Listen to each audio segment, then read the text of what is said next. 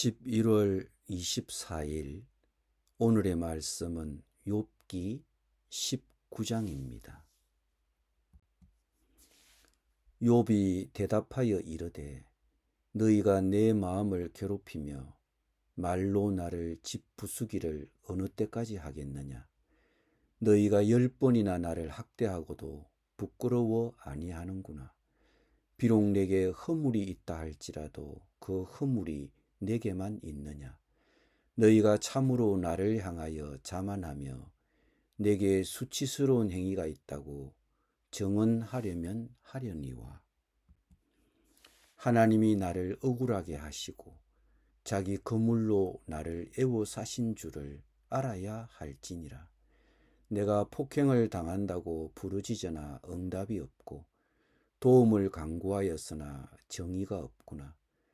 그가 내 길을 막아 지나가지 못하게 하시고 내 앞길에 어둠을 두셨으며 나의 영광을 거두어 가시며 나의 관모를 머리에서 벗기시고 사면으로 나를 흐르시니 나는 죽었구나. 내 희망을 나무 뽑듯 뽑으시고 나를 향하여 진노하시고 원수같이 보시는구나. 그 군대가 일제히 나와서 길을 도두고 나를 치며 내 장막을 둘러 진을 쳤구나. 나의 형제들이 나를 멀리 떠나게 하시니 나를 아는 모든 사람이 내게 낯선 사람이 되었구나. 내 친척은 나를 버렸으며 가까운 친지들은 나를 잊었구나. 내 집에 머물러 사는 자와 내 여종들은 나를 낯선 사람으로 여기니 내가 그들 앞에서 타국 사람이 되었구나. 내가 내 종을 불러도 대답하지 아니하니 내 입으로 그에게 간청하여야 하겠구나. 내 아내도 내 숨결을 싫어하며 내 허리의 자식들도 나를 가련하게 여기는구나. 어린아이들까지도 나를 업신여기고 내가 일어나면 나를 조롱하는구나. 나의 가까운 친구들이 나를 미워하며 내가 사랑하는 사람들이 돌이켜 나의 원수가 되었구나. 내 피부와 살이 뼈에 붙었고 남은 것은 겨우 잇몸뿐이로구나. 나의 친구야, 너희는 나를 불쌍히 여겨다오. 나를 불쌍히 여겨다오. 하나님의 손이 나를 치셨구나. 너희가 어찌하여 하나님처럼 나를 박해하느냐. 내 살로도 부족하냐. 나의 말이 곧 기록되었으면 책에 씌어졌으면 철필과 납으로 영원히 돌에 새겨졌으면 좋겠노라. 내가 알기에는 나의 대속자가 살아계시니 마침내 그가 땅 위에 서실 것이라. 내 가죽이 벗김을 당한 뒤에도 내가 육체 밖에서 하나님을 보리라. 내가 그를 보리니 내 눈으로 그를 보기를 낯선 사람처럼 하지 않을 것이라. 내 마음이 초조하구나.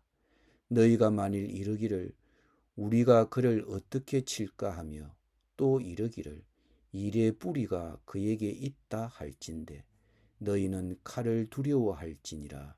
분노는 칼의 형벌을 부르나니 너희가 심판장이 있는 줄을 알게 되리라. 알게 되리라. 아멘.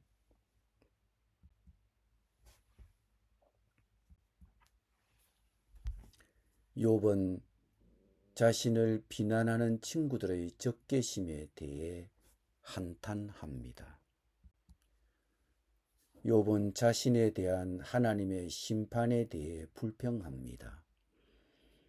그는 하나님께서 자신을 매우 가혹하게 대하고 계시며 이에 대한 설명을 듣고 싶어 합니다.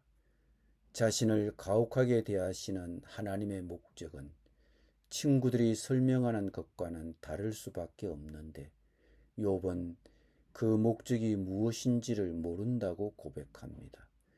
그는 하나님의 침묵과 정의에 대한 무관심으로 인해 좌절감을 느낍니다. 물론 욥은 이 모든 일에 사탄이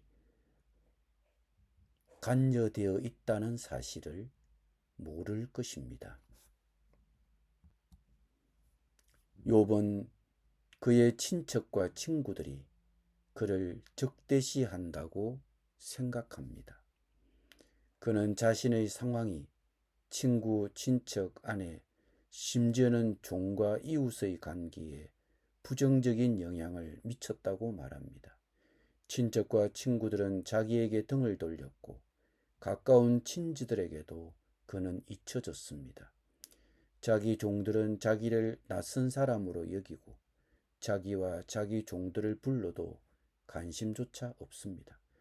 자기 아내는 자기의 숨소리조차도 역겨워합니다. 자기 가족 모두가 자기에게서 등을 돌렸습니다.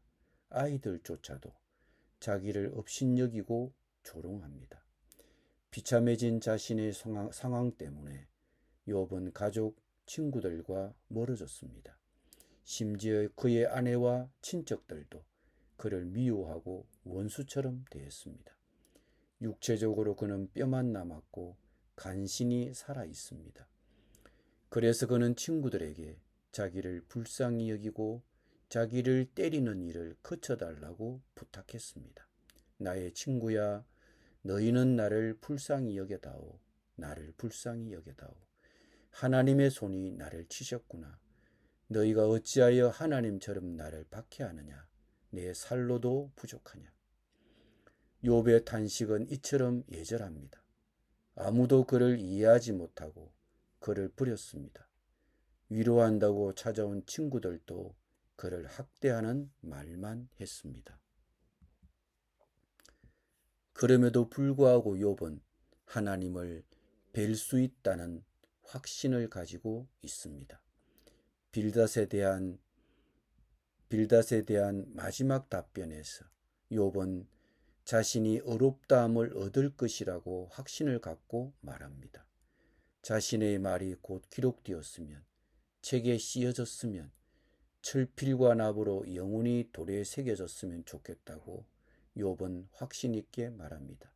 욥, 그 자신에 관해서는 마치 이미 자신이 의롭다는 정당성이 입증된 것 같이 25절에서 27절에 다음과 같이 말합니다. 내가 알기에는 나의 대속자가 살아계시니 마침내 그가 땅 위에 서실 것이라. 내 가죽이 벗김을 당한 뒤에도 내가 육체 밖에서 하나님을 보리라. 내가 그를 보리니 내 눈으로 그를 보기를 낯선 사람처럼 하지 않을 것이라. 빌닷에 대한 대답을 마치기 직전에 욥은 친구들에게 자신의 죄를 주장하는 그들의 주장이 가져올 결과에 대해 경고했습니다. 친구들이 자신을 지속적으로 박해하면 스스로 형벌을 받게 될 것이며 심판을 자초하게 될 것이라고 28, 29절에서 다음과 같이 말했습니다. 너희가 만일 이러기를 우리가 그를 어떻게 칠까 하며 또 이러기를 일의 뿌리가 그에게 있다 할진대 너희는 칼을 두려워할지니라. 분노는 칼의 형벌을 부르나니 너희가 심판장이 있는 줄을 알게 되리라. 25절 이하의 욥의 선언에 비추어 볼 때 욥은 참으로 엄청난 믿음을 갖고 있습니다. 욥은 하나님께서 이 모든 재앙을 자기에게 내리셨다고 생각했습니다. 육신의 질병으로 인해 죽음에 직면한 지금 욥은 여전히 하나님을 뵙기를 기대합니다. 죽음 앞에 서 있지만 그는 자신의 무죄가 입증되리라고 확신합니다. 내 구원자가 살아계신다. 나를 돌보시는 그가 땅 위에 우뚝 서실 날이 반드시 오고야 말 것이라고 확신을 갖고 친구들 앞에서 고백합니다. 심지어 욥은 자기 살갗이 다 썩은 다음이라도 자기 육체가 다 썩은 다음이라도 자신은 하나님을 배울 것이라고 확신을 갖고 말합니다. 욥기가 기록될 당시에는 부활에 대한 이해가 없었습니다. 그런데 욥은 하나님이 지금 자신을 대적하신다는 생각으로 괴로웠지만 결국에는 하나님이 자기를 어렵다고 인정해 주실 것이라고 굳게 믿었습니다. 그리고 이 확신이 너무나 강해서 욥은 육체의 부활에 관해 처음으로 말한 사람이 되었습니다.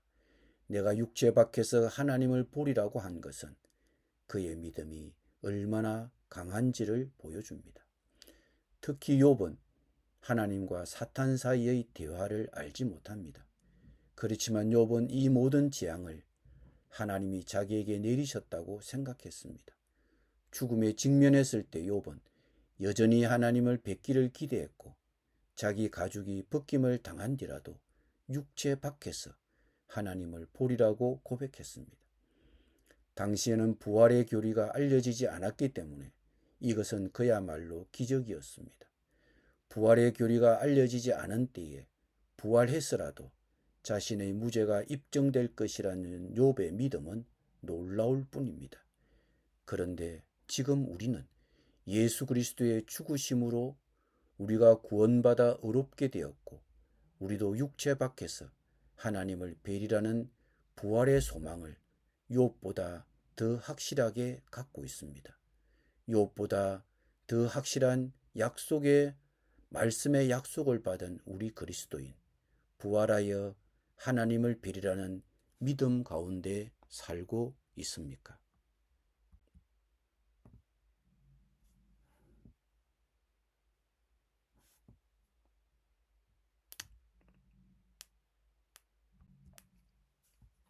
기도드립니다.